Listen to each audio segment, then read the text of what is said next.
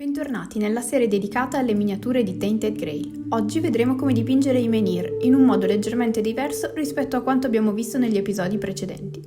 Se ve li siete persi, vi lascio il link qui sotto in descrizione. Detto questo, cominciamo subito!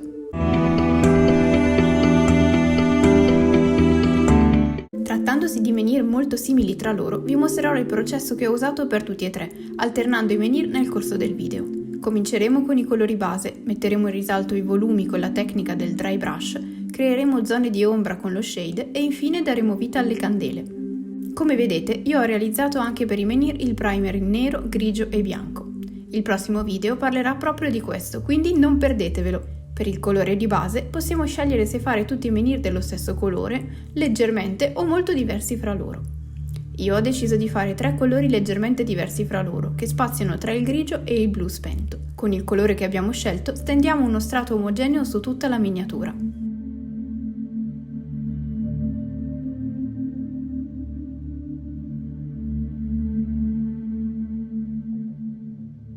Ad ognuno ho poi aggiunto un unico dettaglio di un colore diverso, per i quali vi lascerò i colori qui sotto in descrizione. Nulla ci vieta di aggiungerne di più, ma io ho voluto farle sembrare delle statue e soprattutto concentrare l'attenzione sulle candele. Una volta che la base sarà perfettamente asciutta, potremo passare a mettere in risalto molto facilmente ogni dettaglio.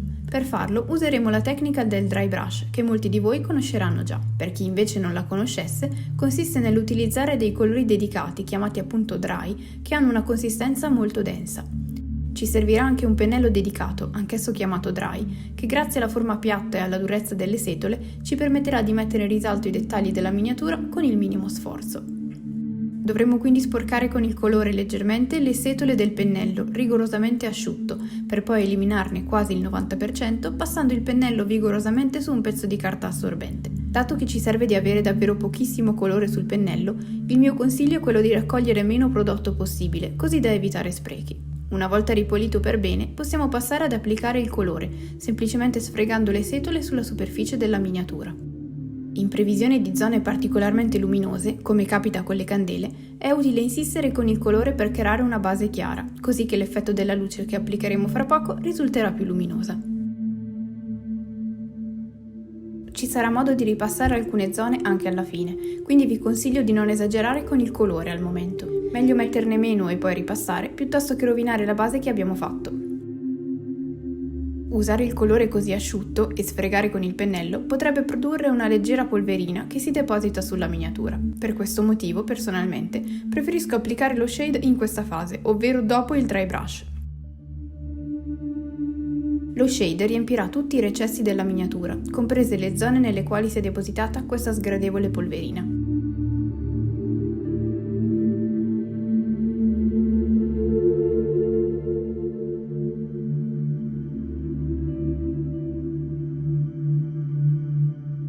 Visto che puntiamo ad un effetto scenografico e di impatto, creare delle zone scure in forte contrasto è molto importante, quindi oltre a dare una passata di shade su tutta la miniatura, vi consiglio caldamente di dare una seconda passata solo nelle zone che vogliamo più buie. Per enfatizzare ancora di più il contrasto, nulla ci vieta di usare anche il colore nero, ovviamente quando lo shade sarà completamente asciutto.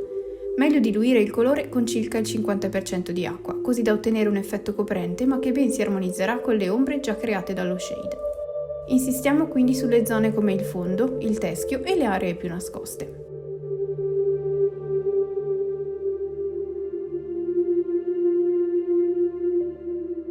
Ne approfittiamo anche per rifinire la base, per la quale probabilmente serviranno almeno 2 passate se state utilizzando il colore diluito.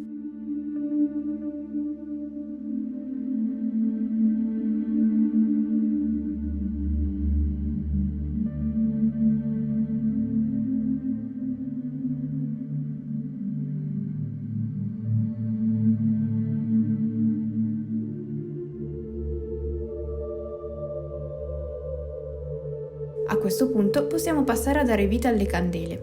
Ci vorranno diversi passaggi, ma i colori che utilizzeremo non saranno altro che tonalità intermedie tra il rosso e il giallo. Partiamo quindi con il rosso, che ci servirà come base di partenza per cominciare a delineare l'ampiezza della luce generata dalla candela. In questa fase è importantissimo usare il colore diluito, cercando di ottenere la consistenza che vedete sulla tavolozza, ovvero quella di un velo leggero ma uniforme. Anche se per il momento un colore così poco visibile non dà affatto l'effetto di una fonte di luce, migliorerà gradualmente aggiungendo colori sempre più chiari.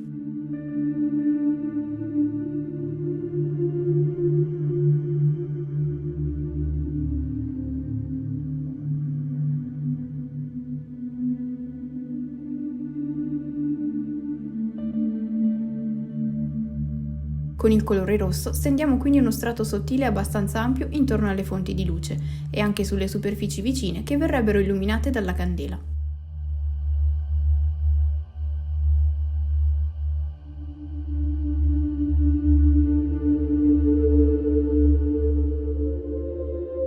Passiamo quindi ad un arancione scuro con cui ripassare buona parte delle zone appena dipinte di rosso, ma lasciando intatte quelle più esterne. Così facendo si creerà una naturale sfumatura tra i colori e il risultato finale sarà più armonioso e naturale.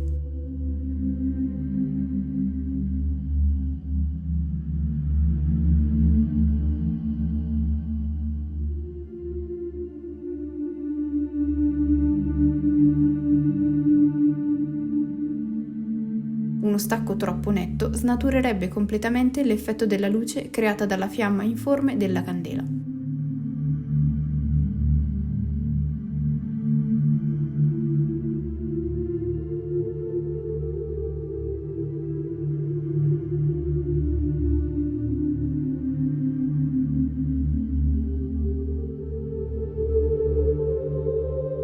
Grazie all'arancione riusciremo ad avere un'idea del risultato finale già più verosimile e per questo, se necessario, possiamo decidere di ingrandire l'alone rosso.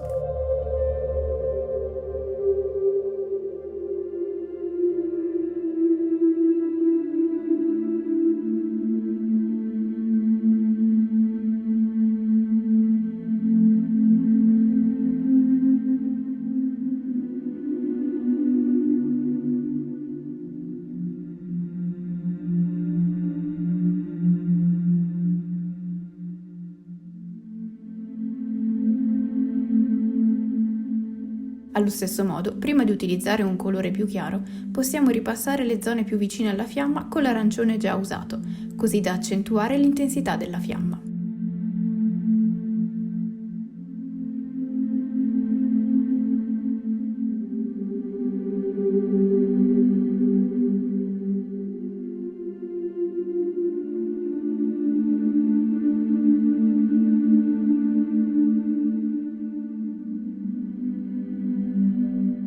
Ovviamente, ripassando, restringiamo la zona dipinta, così da creare senza sforzo mezzi toni tra il rosso e l'arancione.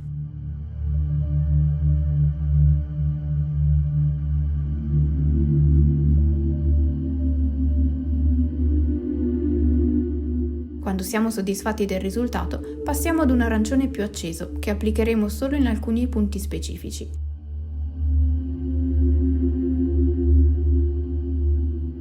Ricordiamoci che la candela genera un alone di luce abbastanza rotondo intorno alla fiamma e che di conseguenza la luce più intensa andrà collocata seguendo quella logica.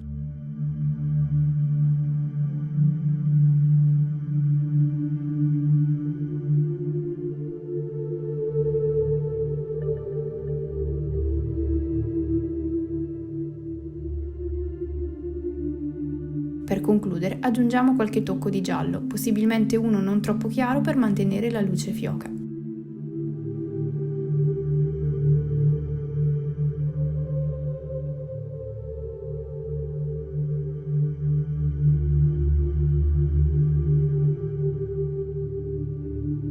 Con questo colore dipingeremo soprattutto le fiammelle delle candele, che dovranno apparire brillanti. In altre occasioni, soprattutto per soggetti illuminati dall'interno come abbiamo visto nella lanterna del predecessore, avremmo steso uno strato bianco alla base. Qui si tratta per il 90% di luce che colpisce le superfici, quindi creare uno strato bianco sotto o mischiarlo ai colori creerebbe un effetto troppo finto. Come ultimo passaggio possiamo decidere di scurire ulteriormente alcune zone per aumentare il contrasto con le candele, così come rifinire la basetta.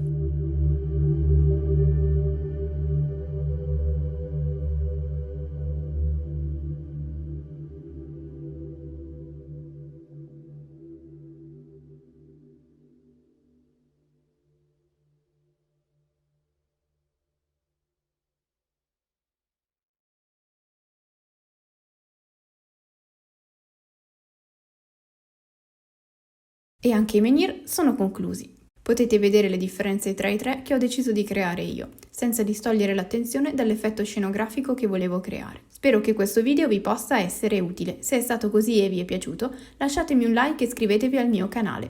In descrizione vi lascio la lista dei colori che ho usato, oltre a tutti gli episodi precedenti.